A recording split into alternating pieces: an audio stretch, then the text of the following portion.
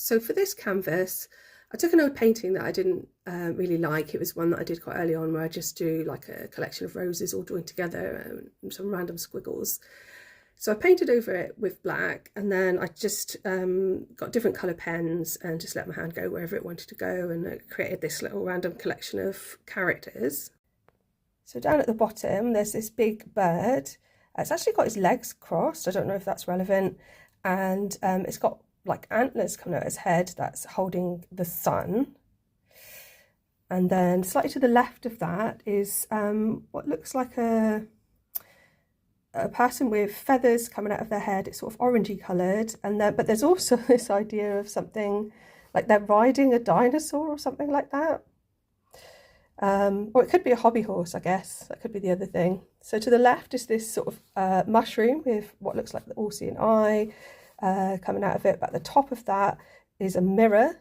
And then coming out of that is this sort of, it's a being with its arms outstretched, but also a flame.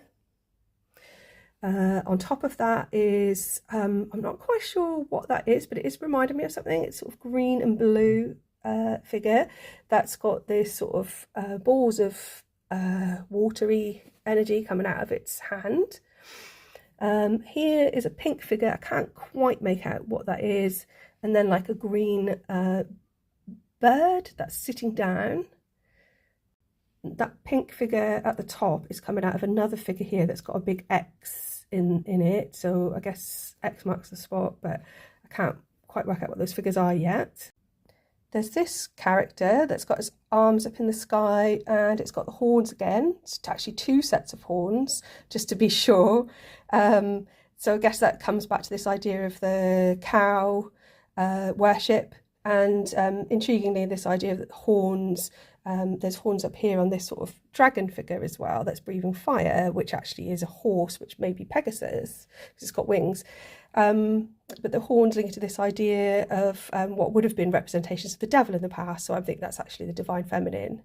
This figure that's coming out of the top of this figure looks to me like a character from an anime TV series called Hunter x Hunter. It's a little girl, I think she's called Kumigi, and she plays a game and she beats this sort of like Ant King at his own game. There's this purple and green sort of dragon figure. Another figure sort of jumping over this lady that's got her arms up in the air, and she's got a dancing lady stood on top of like the fumes that she creates. So overall it's fun. I may be inspired to write a poem, but I think I need to spend a while on this one.